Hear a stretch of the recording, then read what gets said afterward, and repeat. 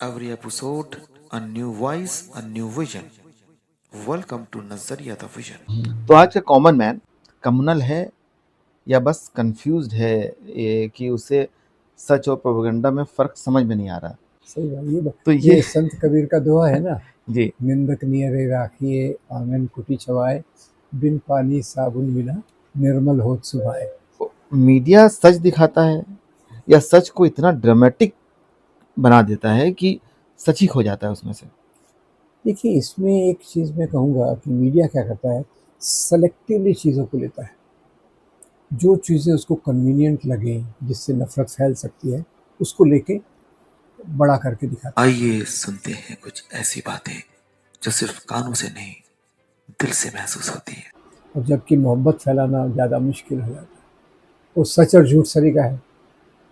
जब तक सच अपनी चप्पल पहनता है बाहर जाने के लिए, झूठ दुनिया के 3 चक्कर लगा के आ चुका होता है।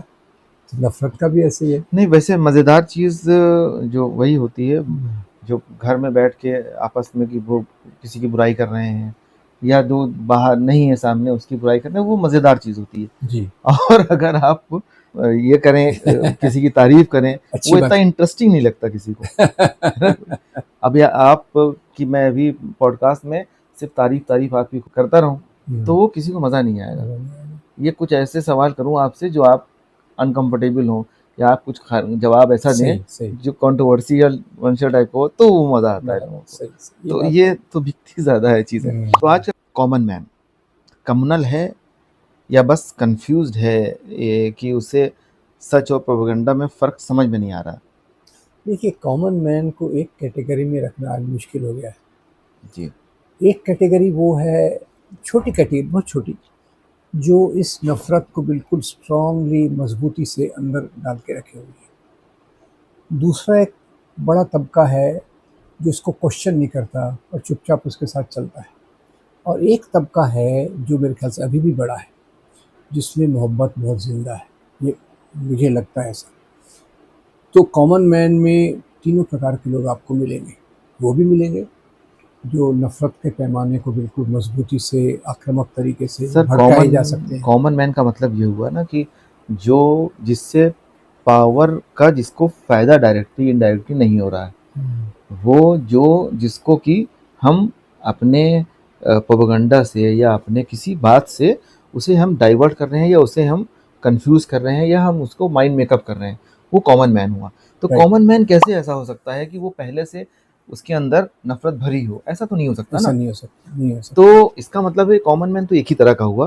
तो या तो फिर वो कम्युनल हो गया है, बहकाने से ही हो गया हो, या फिर कंफ्यूज हो गया हो। देखिए कि जो चुनाव के नतीजे बताते हैं जी कि उसमें हिंदू राष्ट्रवाद जो गलत इतिहास को आज सबसे मजबूती से समाज में फैला रहा है, उसके समर्थक अभी भी 39-40% से ज़्यादा नहीं है। जी, सब मैनिपुलेशन के बावजूद, money power use money power, फिर उसके बाद मैनिपुलेशंस और जो ये सब पावर, हाँ, उसके बावजूद 40% से ऊपर नहीं डाले।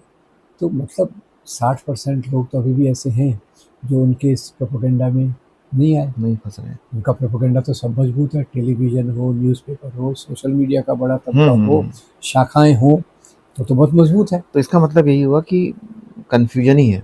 कन्फ्यूजन, लोग कंफ्यूज हो गए हैं। तो कन्फ्यूजन है तो उसको ठीक किया जा सकता है। ये बात तो सही है।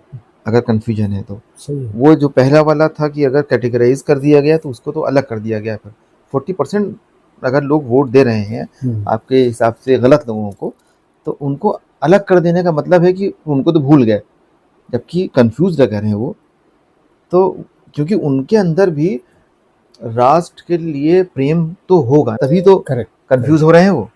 दूसरे धर्म के लिए गलतफहमियां हो गई हैं उनको, इसलिए हो गई है क्योंकि वो मुलाकात नहीं होती ना आपस में। ये भी है मतलब अगर मिले जुले तो वो ठीक हो जाएगी, समझ में आ जाएगा। अगर ये पता चले कि मैं सिर्फ जुमे नहाता हूँ तो आपको अजीब लगेगा, इतनी गर्मी का मौसम है अरे जुमे नहाता है। तो अगर आप मुलाकात होगी, आप मेरे साथ कहीं ट्रेवल करने गए, देख रहे हैं सुबह सुबह रोज नहा रहा हूँ, तो आपके अंदर गलतफहमी खत्म हो जाएगी। सही बात। तो ये संत कबीर का दोहा है ना, जी निंदक नियरे राखिए आंगन कुटी छवाए, बिन पानी साबुन बिना निर्मल होत सुभाए। जी मतलब जब आप जिसकी निंदा कर रहे हैं उसको वास्तव में समझना है तो आप उसके नज़दीक रहिए, हम्म तो आपको समझेगा कि वो व्यक्ति कैसा है। अभी तो वो सामाजिक दूरियां भी बढ़ रही हैं जी। और लोग उस प्रकार की भ्रम में लोग जी रहे हैं। लोग भ्रमित हो रहे हैं, तो भ्रम फैलाने वाला मीडिया, मीडिया सच दिखाता है या सच को इतना ड्रामेटिक बना देता है कि सच ही खो जाता है उसमें से। देखिए, इसमें एक चीज़ मैं कहूँगा कि मीडिया क्या करता है, सेलेक्टिवली चीज़ों को लेता है। जो चीज़ें उसको कन्वीनियंट लगें, जिससे नफ़रत फैल सकती है, उसको लेके बड़ा करके दिखाता है। और कई चीज़ें हैं जो देश के हित में हैं, उससे वो पूरा बायपास कर देता है। अभी देखिए, ऑक्सफैम की रिपोर्ट आई थी, जी जो बता रही थी कि देश के टॉप 1% लोग 40% प्रॉपर्टी को ओन करते हैं, जी आगे पीछे। जी जी जी। और देश ऑलमोस्ट। के बॉटम के 50% लोग, उनके पास 10% प्रॉपर्टी भी नहीं है। जी तो कितनी बार कितनी हेडलाइंस में आई, और उसका कितना लोगों ने जाके इन्वेस्टिगेशन किया कि गरीबी का क्या हाल है, स्लम में लोग कैसे रहते हैं, उनका कितना हुआ। अभी एप्स्टीन फाइल है, दुनिया भर में जब धमाल मचा रही है, भारतीय मीडिया में आपको नहीं दिखेगी। हम्म तो ये मीडिया का जो स्वार्थ है सत्ता के साथ चलने का, और ये कंट्रोल्ड है पूरा इसके द्वारा, कॉरपोरेट द्वारा, जी। जो सत्ता को एरोप्लेन भी देता है, पैसा भी देता है। वो कौन सा बीच में आया था, बैंक अच्छा, ये electoral electoral electoral bond. Bonds आए जी थे, उसमें भी देता है। भर भर के इसको दे रहा है, उसको वापस में मिल रहा है, सब कॉन्ट्रैक्ट जा रहे हैं, सब ये उनके पास जा रहा है। तो ये मीडिया से उम्मीद रखना कि वो सच्चाई बताएगा, गलत है। पर हाँ, कुछ पैरेलल मीडिया भी डेवलप हो रहा है, पर वो बहुत छोटा है। वो जी यानी जी।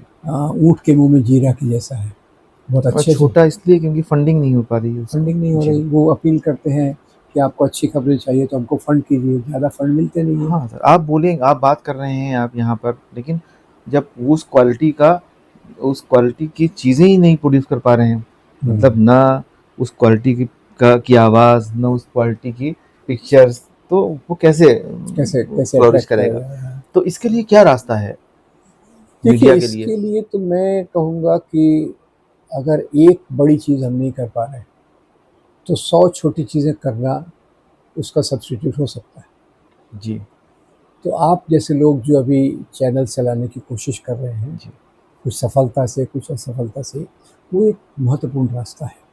क्योंकि देखिए, आज एक भी इंडिपेंडेंट चैनल को चलाना कितना मुश्किल है। जी।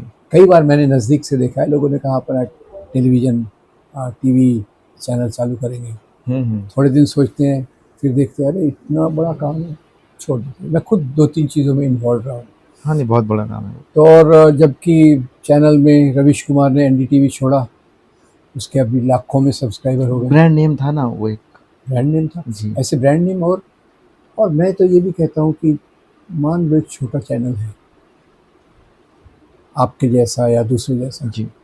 कम से कम उसमें एक वीडियो में 1000 व्यू आ गए, तो 1000 लोगों तक तो 1000 पहुँचा। लोगों तक पहुंचा। जी तो ये मुझे लगता है इस प्रकार के जो आपके जैसे लोग कोशिश कर रहे हैं, इसको भी और विस्तृत करने की बात करना चाहिए। जी। मतलब लोगों को, जो जिन लोगों को लगता है कि ये अवेयरनेस ठीक चीज़ है, जो बिल्कुल, ज़रूरी चीज़ है, बिल्कुल। तो उन्हें डायरेक्टली इनडायरेक्टली सपोर्ट करना चाहिए। सपोर्ट का मतलब मॉनेटरी सपोर्ट ही की बात नहीं होती।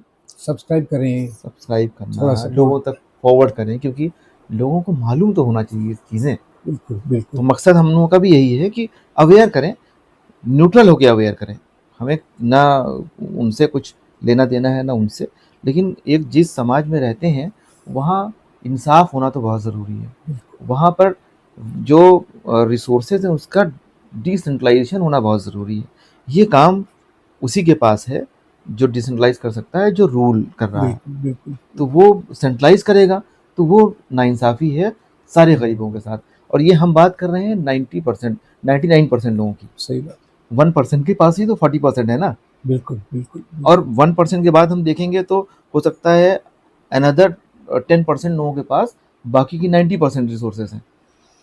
आप सही। देखें, जब 80% 80 करोड़ की आबादी जब राशन पर डिपेंडेंट है जिस हम्म, कंट्री की, हम्म, तो आप समझ लीजिए कि उनके पास कितनी रिसोर्सेज होंगी। बिल्कुल। फिर मिलेंगे एक नए मेहमान के साथ, एक नए नज़रिए के साथ। तब तक ख्याल रखिए।